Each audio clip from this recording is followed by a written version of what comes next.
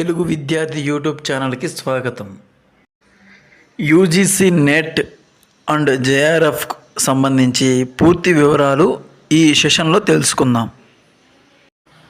University grants commission అనేది భారతదేశంలోని ఉన్నత విద్యను పర్యవేక్షించడానికి, అభివృద్ధి చేయడానికి మరియు సమన్వయం చేయడానికి ఒక చట్టబద్ధమైన సంస్థ. ఇది 1956లో పార్లమెంటు చట్టం ద్వారా స్థాపించబడింది మరియు భారత ప్రభుత్వ విద్యా మంత్రిత్వ శాఖ కిందకు పనిచేస్తుంది. యూజీసీ నెట్ అనగా university grants commission national eligibility test. ఇది విశ్వవిద్యాలయాల్లో పిహెచ్డి మరియు అసిస్టెంట్ ప్రొఫెసర్ ఉద్యోగానికి కావలసిన అర్హతను ఇస్తుంది. ఈ పరీక్షను నేషనల్ టెస్టింగ్ ఏజెన్సీ వారు నిర్వహిస్తారు. ఈ పరీక్ష ప్రతి సంవత్సరం 2 సార్లు జరుగును. ఒకటి జూన్ మరియు రెండవది డిసెంబర్. ఇది పూర్తిగా ఆన్లైన్ పరీక్షా విధానం, కంప్యూటర్ బేస్డ్ టెస్ట్. ఈ పరీక్ష ఆల్ ఇండియా లెవెల్లో జరుగును. మొత్తం 85 సబ్జెక్టులకు సంబంధించి పరీక్ష నిర్వహించబడును. ఇందులో 2 పేపర్లు ఉండడం జరుగుతుంది. మొదటి పేపర్ జనరల్ పేపర్ మరియు రెండవ పేపర్ సంబంధిత సబ్జెక్టుకు సంబంధించింది. ఈ పరీక్షలో మొత్తం 3 విభాగాలు ఉంటాయి. అందులో ఒకటి పిహెచ్డి, రెండవది అసిస్టెంట్ ప్రొఫెసర్, మూడవది జేఆర్ఎఫ్. ఈ పరీక్ష నందు నో నెగిటివ్ మార్కింగ్, అంటే నెగిటివ్ మార్క్స్ అనేవి లేవు. సిలబస్ మనం చూసినట్లయితే క్రింది ఇవ్వబడిన 10 యూనిట్ల నుండి పేపర్ 1లో ప్రశ్నలు అడగడం జరుగుతుంది. అదేవిధంగా పేపర్ 2 చూసినట్లయితే సంబంధిత సబ్జెక్టు నుండి 10 యూనిట్లతో కూడినటువంటి ప్రశ్నలు అడగడం జరుగుతుంది. ఉదాహరణకు కోడ్ నెంబర్ 27 తెలుగు మనం చూసినట్లయితే ఈ 10 యూనిట్ల నుండి ప్రశ్నలు రావడం జరుగుతుంది. పేపర్ 1 50 ప్రశ్నలు, పేపర్ 2 100 ప్రశ్నలు, మొత్తం మీద 150 ప్రశ్నలు. ఒక్కొక్క ప్రశ్నకి 2 మార్కులు, మొత్తం సమయం 3 గంటలు. అర్హతలు చూసినట్లయితే దీనికి పీజీ చేస్తున్నవారు, పీజీ పూర్తి చేసిన వారు ఇద్దరూ అర్హులే. సంబంధిత సబ్జెక్టు నందు పీజీలో 55% మార్క్స్ కలిగి ఉండాలి. ఈ పరీక్షలో మొత్తం 3 కేటగిరీస్ ఉంటాయి. అందులో మొదటి కేటగిరీ వచ్చేసి పిహెచ్డి క్వాలిఫైడ్. పిహెచ్డి క్వాలిఫైడ్ విభాగం అనున్నది ఫెలోషిప్ లేకుండా మన సొంత ఖర్చుతో పిహెచ్డి చేసుకోవడానికి అర్హత ఇస్తుంది. నెట్ ఫలితాల్లో ఓన్లీ క్వాలిఫైడ్ ఫర్ పిహెచ్డి అనేది కేవలం 1 సంవత్సరంలోపు పిహెచ్డికి జాయిన్ అవ్వవలసి ఉంటుంది. 1 సంవత్సరంలో జాయిన్ కాకపోతే పిహెచ్డి క్వాలిఫికేషన్ క్యాన్సిల్ అవుతుంది. పిహెచ్డి అడ్మిషన్ ఇచ్చే సందర్భంలో పరీక్షలో వచ్చిన మార్కులు 70%గా పరిగణలోకి తీసుకొని 30% ఇంటర్వ్యూ ద్వారా సెలెక్ట్ చేస్తారు. తరువాత విభాగం వచ్చేసి క్వాలిఫైడ్ ఫర్ అసిస్టెంట్ ప్రొఫెసర్. దీనికి యూజీసీ నెట్ ఎగ్జామ్లో ప్రత్యేకమైన కట్ ఆఫ్ ఉంటుంది. ఈ విభాగం క్రింద సెలెక్ట్ అయిన వారు మొత్తం పరీక్ష రాసిన వారిలో 6% మాత్రమే. ఇందులో సెలెక్ట్ అయిన వారికి సర్టిఫికేట్ అందించడం జరుగుతుంది. ఈ సర్టిఫికేట్ యొక్క వ్యాలిడిటీ జీవితకాలం. దీని యొక్క ఉపయోగాలు మనం చూసినట్లయితే రాష్ట్రాల్లో జరిగే డిఎల్ పరీక్షకు అర్హత ఇస్తుంది, అసిస్టెంట్ ప్రొఫెసర్ ఉద్యోగానికి అర్హత ఇస్తుంది, గవర్నమెంట్ కళాశాలలో టీచింగ్ కొరకు కాంట్రాక్ట్ బేసిక్ మీద సెలెక్ట్ చేసే ప్రక్రియలో ఈ సర్టిఫికేట్ తప్పనిసరి. ఈ విభాగంలో సెలెక్ట్ అవ్వడానికి వయసు పరిమితి లేదు. తరువాత విభాగం జేఆర్ఎఫ్. ఇది జూనియర్ రీసెర్చ్ ఫెలోషిప్. ఈ సర్టిఫికేట్ వచ్చిన దగ్గర నుండి 3 సంవత్సరాల లోపు పిహెచ్డికి జాయిన్ అవ్వాలి. లేనిచో జూనియర్ రీసెర్చ్ ఫెలోషిప్ అందించబడదు. జేఆర్ఎఫ్ క్యాన్సిల్ అవుతుంది.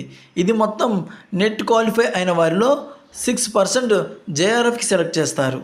సబ్జెక్టు నందు టాప్ స్కోర్ చేసిన వారు ఓపెన్ కేటగిరీలో సెలెక్ట్ అవ్వడం జరుగుతుంది.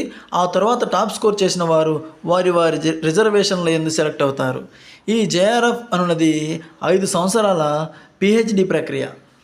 ఈ విభాగంలో సెలెక్ట్ అయ్యే వారికి వయసు పరిమితి విధించడం జరిగింది.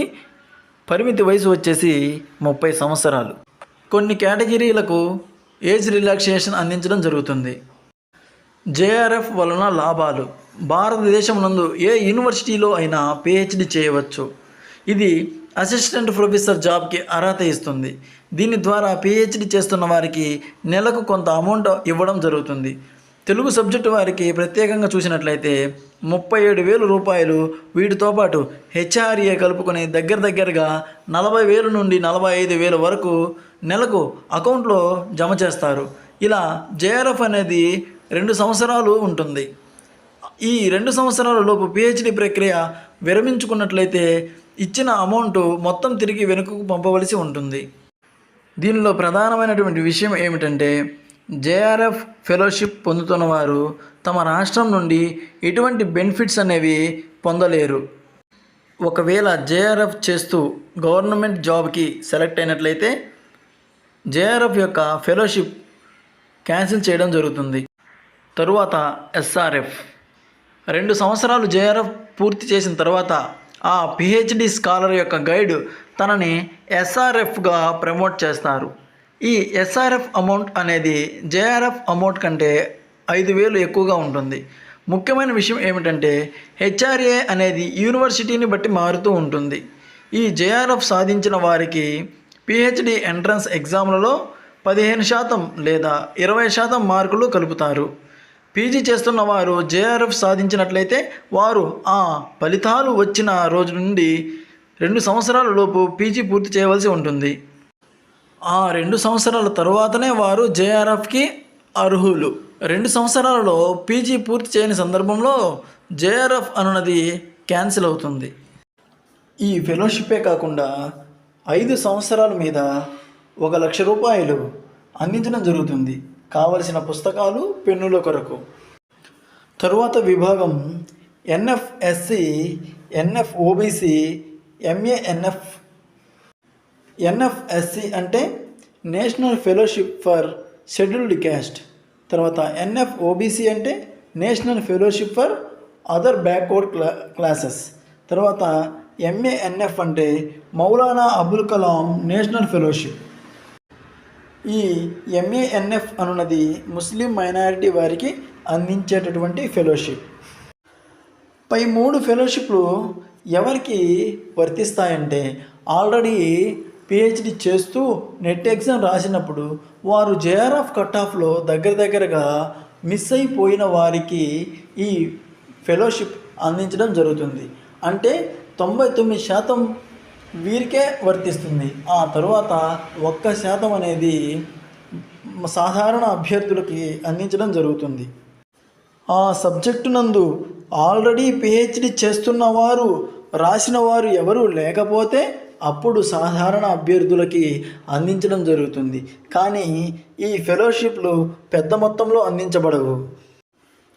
ఎన్ఎఫ్ఎస్సికి 1 సంవత్సరంలో 500 సీట్లు అందించడం జరుగుతుంది. ఎన్ఎఫ్ఓబిసికి 1 సంవత్సరం మొత్తం మీద 1000 సీట్లు అందించడం జరుగుతుంది. ఇది యూజీసీ నెట్ మీద నాకు తెలిసిన సమాచారం. ఏదైనా డౌట్స్ ఉంటే కామెంట్లో అడగండి, నేను ఎక్స్ప్లెయిన్ చేయడానికి ప్రయత్నిస్తాను.